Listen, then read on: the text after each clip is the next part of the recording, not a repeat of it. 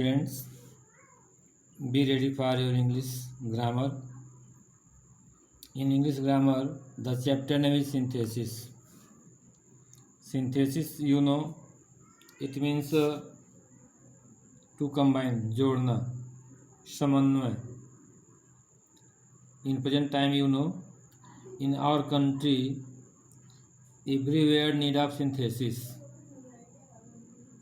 अभी सिंथेसिस में दो या दो से अधिक सेंटेंस को जोड़ करके एक सेंटेंस बनाना है.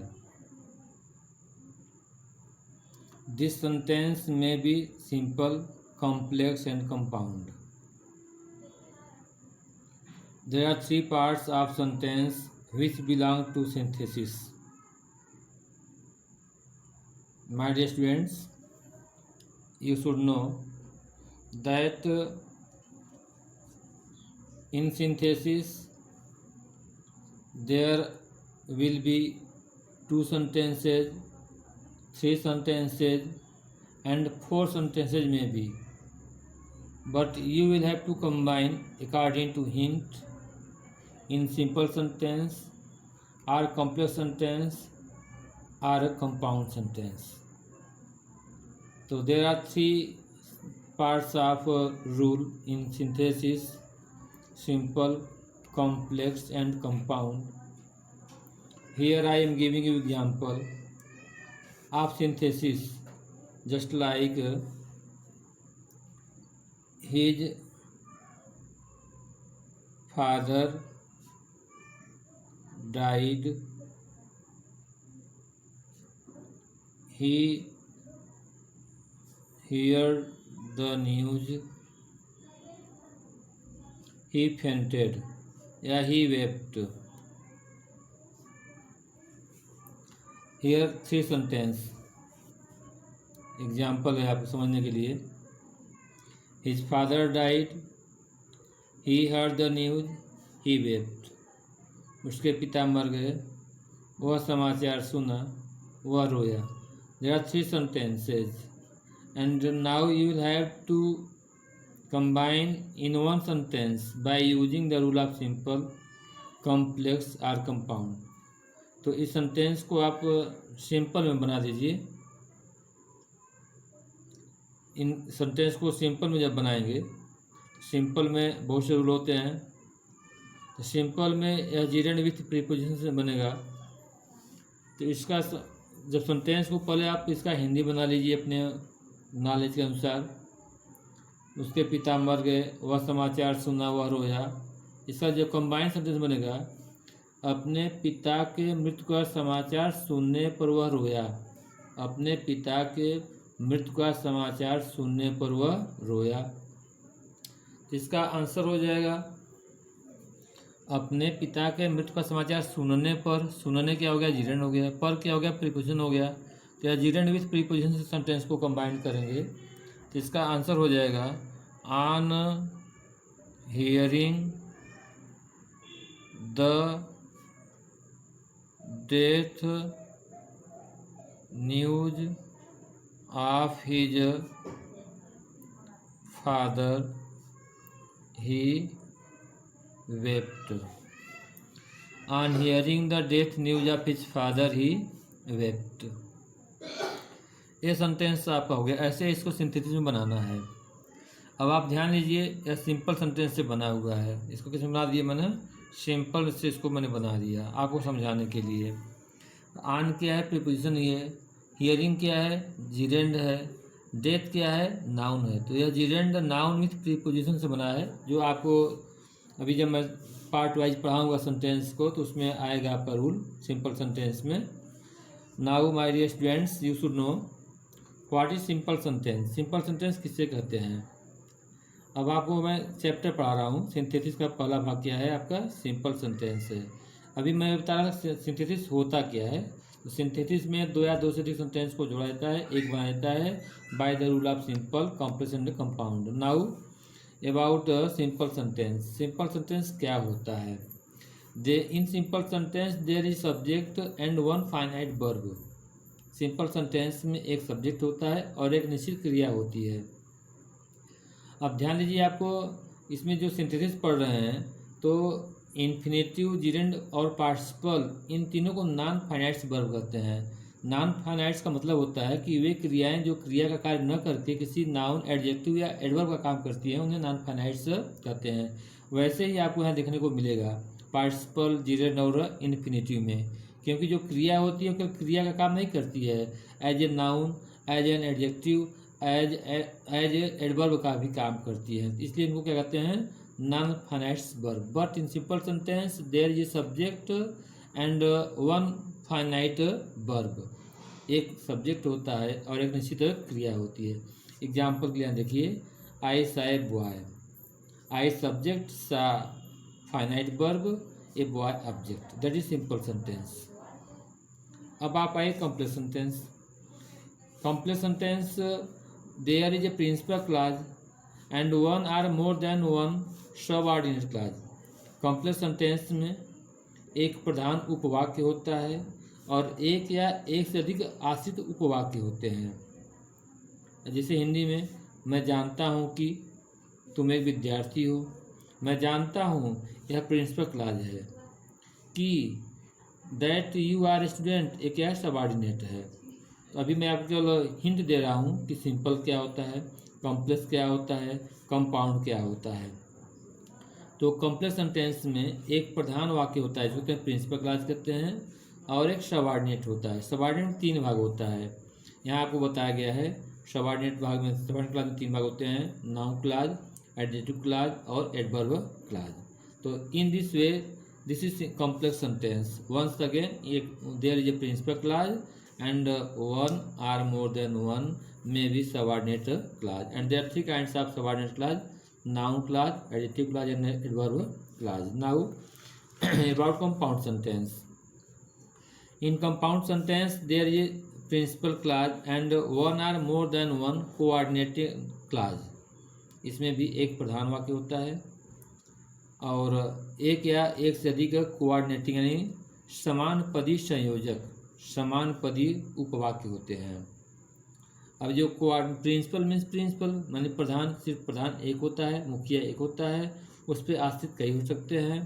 तो ये जो कोऑर्डिनेटिंग दिया है समान पदीय, तो इसमें 4 भाग होता है, जो आपको आगे जब कंपाउंड सेंटेंस पढ़ाऊंगा तो उसमें बताऊंगा। फिर भी आज ऐसे बता दे रहा हूँ आपको। इसमें होता है कोमुलेटिव, एडवर्सेटिव, अल्टरनेटिव एंड आइलेटिव। तो इनको क्लाज भी कहते हैं, subordinate clause and coordinate clause. अब ये क्लाज क्या है, कंजक्शन है। इनको क्या कहते हैं, सबऑर्डिनेटिंग कंजक्शंस और कोऑर्डिनेटिंग कंजक्शंस। तो इस तरह से आपको जानना चाहिए कॉम्प्लेक्स सेंटेंस में सबऑर्डिनेटिंग कंजक्शन का यूज होता है और कंपाउंड सेंटेंस में कोऑर्डिनेटिंग कंजक्शन का यूज होता है। इस तरह से अब आपको मैं पार्ट वाइज पढ़ा रहा हूँ। सिंथेसिस का पहला भाग है आपका सिंपल सेंटेंस। सिंपल सेंटेंस पढ़ने के लिए आपको जानकारी होनी चाहिए। Now B ready for simple sentence. 2 या 2 से अधिक सिंपल सेंटेंसेस में से एक सिंपल सेंटेंस बनाना है। 2 या 2 से अधिक सिंपल सेंटेंस को मिला करके एक सिंपल सेंटेंस बनाना है। जैसे अभी आपको मैं यहाँ एग्जाम्पल दिया था, समझाया था कि his father died, he heard the news, he wept. ये 3 सेंटेंस है, 1 2 3।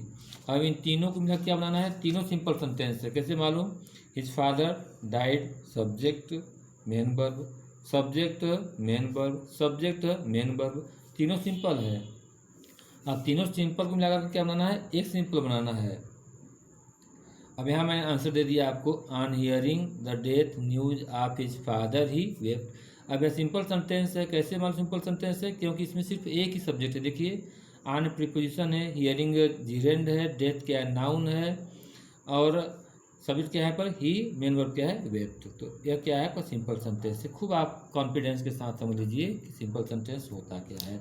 यही सिंपल सेंटेंस मैंने आपको इंगित कर दिया, बता दिया, पूरा मैं बता दिया, कोई ना डाउट थे कि सिंपल सेंटेंस होता क्या है। अब ऐसे ही 2 या 2 से अधिक सिंपल सेंटेंस को जोड़ करके एक सिंपल सेंटेंस बनाना है। अब simple sentence, in simple sentence there are 8 rule. आपको जानना चाहिए इन सिंपल सेंटेंस में 8 नियम होते हैं। अब उन 8 नियम को भी हमको बताना है। पहले क्या मैंने बताया, सिंथेसिस बताया, कितने भाग होते हैं, 3 भाग होते हैं, सिंपल, कॉम्प्लेक्स, कंपाउंड। अब क्या मैं पढ़ा रहा हूँ, सिंपल सेंटेंस।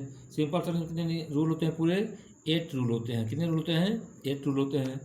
अब उस 8 रूल का पहला रूल आपका क्या है, पार्टिसिपल है। फर्स्ट रूल क्या है आपका, पार्टिसिपल। अब पार्टिसिपल की आप हिंदी जानना चाहते होंगे, इसका अर्थ क्या होता है, तो इसका अर्थ क्या होता है, क्रियापद होता है। इसके अर्थ से कोई मतलब नहीं है आपको। पार्टिसिपल क्या होता है, क्रियापद होता है। तो इसके कितने रूल होते हैं, 8 नहीं होते हैं। Participle, infinitive, gerund, nominative, absolute, noun case in apposition, adjective, adverb and conjunction. यह 8 रूल होता है। उस 8 रूल का पहला भाग है आपका पार्टिसिपल। अब पार्टिसिपल भी ध्यान दीजिएगा कि देयर आर 3 पार्टिसिपल।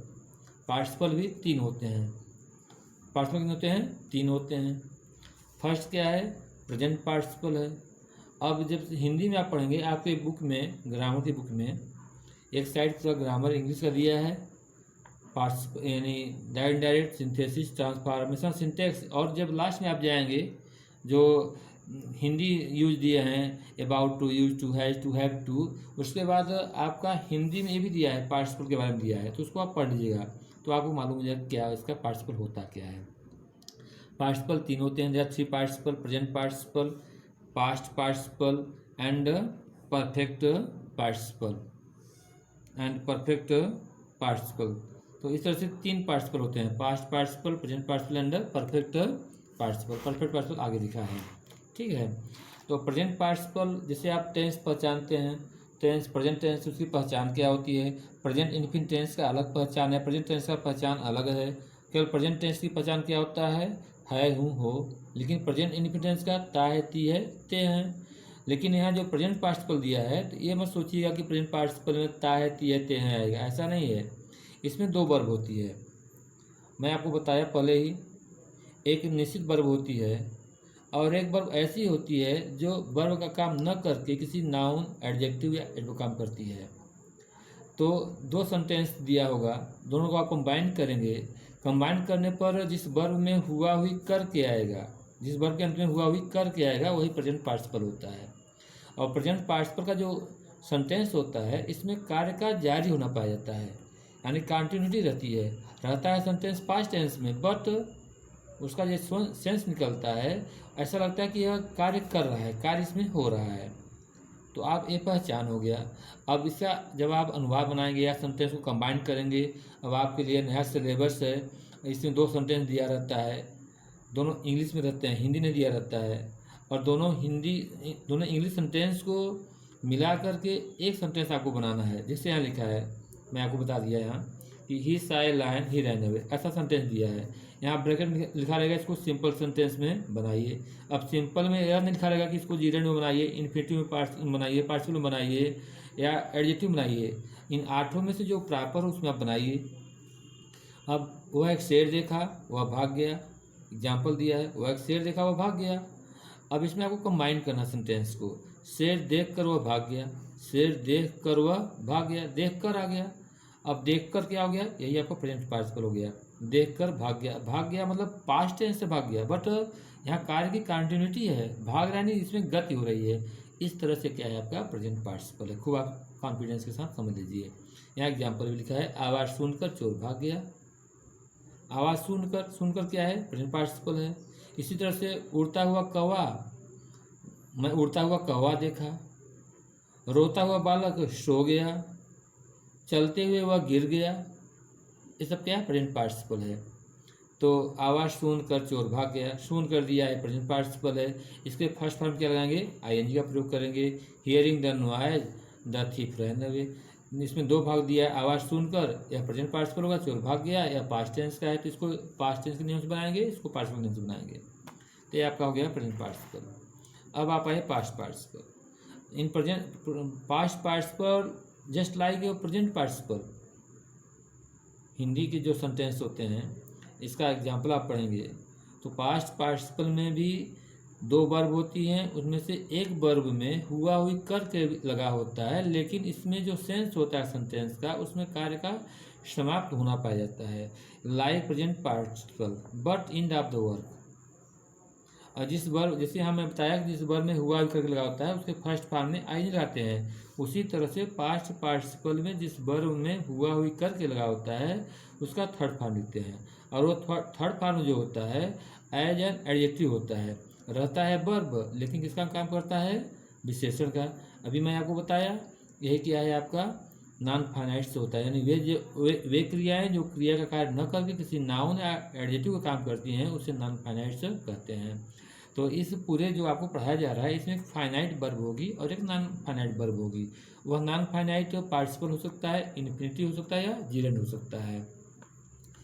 तो इसका रूल होता है कि जिस वर्ब में हुआ हुई करके लगा होता है उसका थर्ड फॉर्म लिखते हैं और वह वर्ब विशेषण के रूप में प्रयोग किया जाता है। जैसे एग्जाम्पल लिखा है Ram found a stolen pen, Ram found a stolen pen, Ram पाया ए स्टोलन पेन, एक चुराई हुई पेन।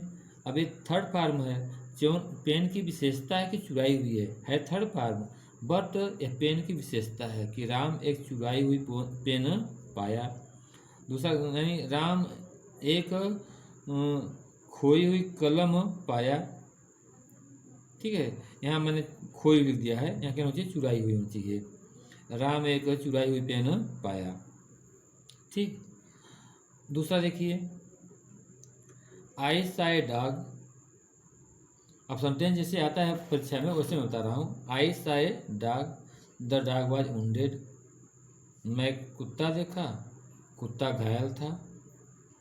अब सेंटेंस जब दो सेंटेंस दिया है दोनों को आपको कंबाइन करना है तो आप अपने मतलब कि कैपेसिटी अनुसार उसको कंबाइन कर लेंगे मन में। हिंदी कोई आवश्यकता नहीं है, ये तो हिंदी में आपको इसलिए बता रहा हूँ कि आपको समझ में आ जाए। ये कोई फॉर्मेलिटी नहीं है कि आपको कोर्स में पढ़ा दूँ आपको समझ में ना आए। तो मेरे पढ़ाने का जो पर्पज़ है कि जो मैं पढ़ाऊँ वह आपको पूरा आ जाए, आपको यह न कहना पड़े सर समझ में नहीं आ रहा है। जितना पढ़ाने का जो तरीका होता है, जिस स्तर से आप समझ सकते हैं उस स्तर से मैं आपको समझाने का प्रयास कर रहा हूँ ताकि आपको सिंथेसिस समझ में आ जाए। आई saw a dog, the dog was wounded, मैं कुत्ता देखा, कुत्ता घायल था। मैं कैसा कुत्ता देखा, घायल, मैं घायल हुआ कुत्ता देखा, मैं एक घायल हुआ कुत्ता देखा। अब कितना ईजी है, मैं कुत्ता देखा, कुत्ता घायल था। अब यहाँ सेंटेंस जब कंबाइन करेंगे तो कुत्ता देखा, कुत्ते की विशेषता क्या है, घायल है। अब ये क्या है, थर्ड फॉर्म है, वाक्य पैसिव वॉइस है। अब इसको जब आप कंबाइन करेंगे पास्ट पार्टिसिपल से बन जाएगा। तो मैं एक घायल हुआ कुत्ता देखा, हुआ कुत्ता देखा, घायल हुआ, हुआ करके दिया है, कुत्ते की विशेषता है, थर्ड फॉर्म के रूप में प्रयोग हो गया है एडजेक्टिव। तो आई सा ए वुंडेड डॉग, इस तरह से आपका हो गया past participle. Now perfect participle. In perfect participle अब ये मत समझिएगा कि प्रेजेंट पार्टिसिपल हो गया, पास्ट पार्टिसिपल हो गया तो फ्यूचर पार्टिसिपल होना चाहिए, ऐसा रूल नहीं है। ये रूल है, रूल इज रूल, जो होता है वही आपको सोचना चाहिए, आगे नहीं सोचना चाहिए कि सर क्या इसमें स्ट्रेंज हो गया कि परफेक्ट फ्यूचर पार्टिसिपल क्यों नहीं हुआ। In perfect participle one after another work, एक कार्य के बाद दूसरा कार्य होता है, यानी एक कार्य समाप्त होने के बाद दूसरा कार्य स्टार्ट हो तो परफेक्ट पार्टिसिपल होता है। यानी एक कार्य समाप्त हो जाता है, एक कार्य समाप्त होने के बाद दूसरा कार्य इसमें शुरू होता है, वो भी समाप्त होता है। जैसे खाना खाने के पश्चात मैं सो गया, खाना खाने के पश्चात मैं सो गया। अब ऐसे वाक्य आएंगे तो जिसमें पहला जो सेंटेंस होता है खाना खाने के पश्चात दिया है ना, खाना खाने, खाने क्रिया है तो पहले क्या लिखेंगे, हैविंग का प्रयोग करेंगे। और फिर खाने का थर्ड होता है eaten, having eaten food I slept. तो इसका रूल ये होता है कि जिस वर्ब में के पश्चात या के बाद दिया होता है उस वर्ब से पहले हैविंग का प्रयोग करते हैं और वर्ब का थर्ड फॉर्म लिखते हैं, ठीक है। अब यहाँ एग्जाम्पल लिखा है having finished his work he slept, having finished his work he slept, वह अपना कार्य समाप्त किया, वह सो गया, अपना कार्य समाप्त करने के बाद वह सो गया। यहाँ एग्जाम्पल लिखा है आपको समझाने के लिए, he wrote a letter, he went to school, वह एक पत्र लिखा, वह स्कूल गया। स्कूल कब गया, पत्र लिखने के पश्चात। तो अब वह एक पत्र लिखा, वह स्कूल गया। अब इसमें सेंटेंस कंबाइन करेंगे, एग्जाम्पल में लिखा रहेगा, यानी एग्जाम में इसको आप सिंपल में बनाइए। किसमें बनाएंगे, सिंपल में।